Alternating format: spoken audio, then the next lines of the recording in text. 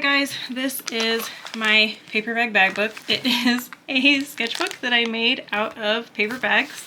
I made the hardbound cover with garbage from my recycle bin, and I decorated it with images from a magazine. I gave it little handles so that I can use the pockets in the pages to carry my art supplies and my Inktober list throughout the month. I used 31 bags so that it has 31 spreads, so there's a spread for each day of Inktober. The fun thing about the paper bag book is that because it's made out of paper bags, every page has a pocket, which was actually very handy throughout the month of October. And there's also a flap on every page if I wanted to do any of the other prompt lists that people come up with. So if I wanted to join in on something else, like the precious little guys from Midori House, then I could. Here are my supplies that I use. I also had a eraser and a pencil with me throughout the month.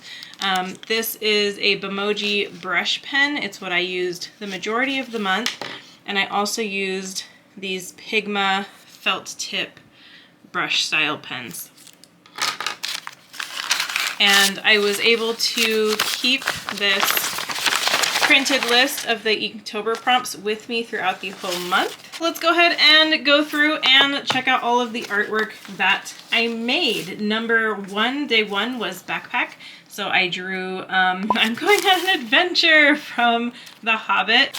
Day two was discover. I was going to draw these hands opening up a curtain and draw a landscape outside, but then I started doodling these leaves like they were pushing open some vines instead. And I decided to play with light, so I left this whole area white and kind of had fun with this directional shadow. Day three was boots, and so I drew my bird who likes to crawl inside of my work boots. She sticks her head in and chirps. Day four was exotic, so I drew a dragon fruit, and I just did some abstract sort of shapes from the cactus that the dragon fruit grows on. Day five was binoculars, so I drew this vintage pair of binoculars with the glass smashed out and a tarantula living inside. Day six was trek. And so I drew this journey that is going to take place in a book with a path for the heroes to travel on. Number 7 is passport, and I really did not want to draw like an official document. That sounded so boring to me. So I drew this huge stack of books with a library card, because a library card is a passport to anywhere that you could ever want to go. Day 8 was hike, and I drew these massive redwood trees I was thinking about when we visited Redwood National Forest. So there's a little tiny hiker amongst these huge trees. Day 9 is sun, and I'm in Tucson, Arizona, so of course I had to draw just the beaming sun that we get to enjoy the majority of the year with a big saguaro cactus.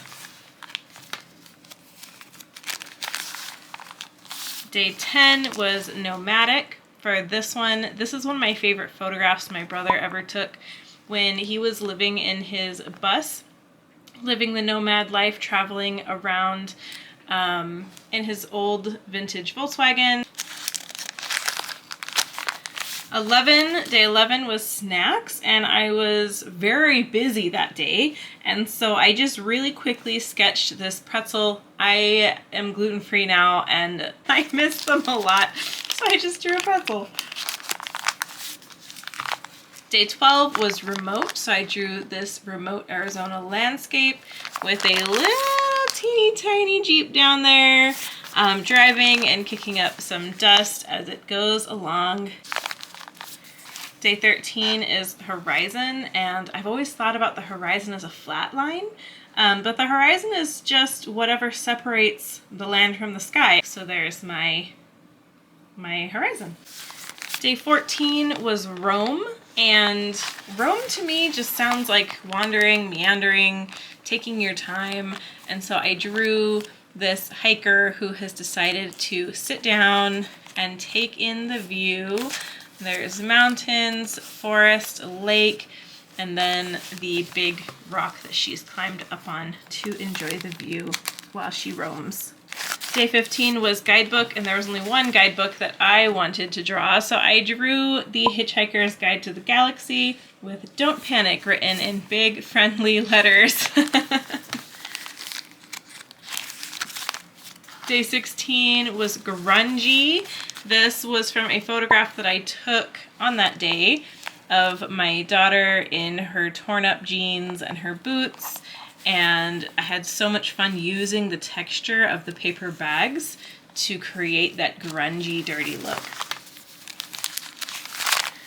Day 17 is journal, and I drew a big stack of stuffed journals. That one says things and stuff. You can see there's tabs, there's notes, there's tears.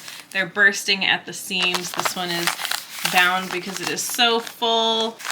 Day 18 was drive. This is a favorite memory of mine. We went camping in our Jeep, and I had a little teeny tiny cactus that had put out the biggest flower bud, and I knew I was going to miss it while we were on our trip. So I took the cactus in its pot on the trip with us, and my kids got the biggest kick out of it. We all laughed and we enjoyed watching the flower open up while we were on our camping trip.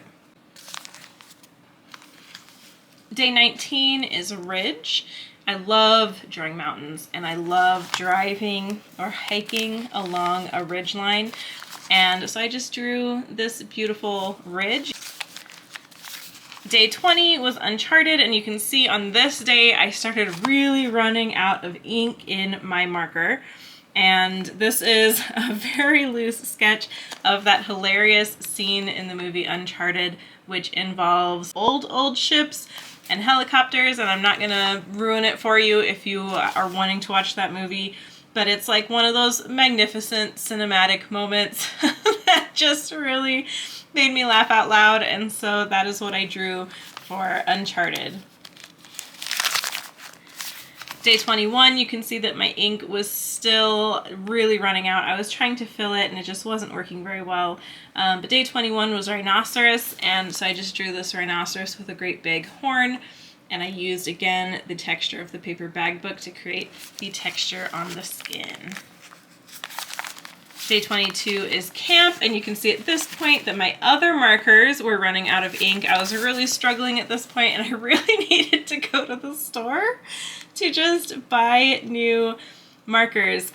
So this was camp. There's a little tent. There's some feet sticking out, getting some warmth from this fire.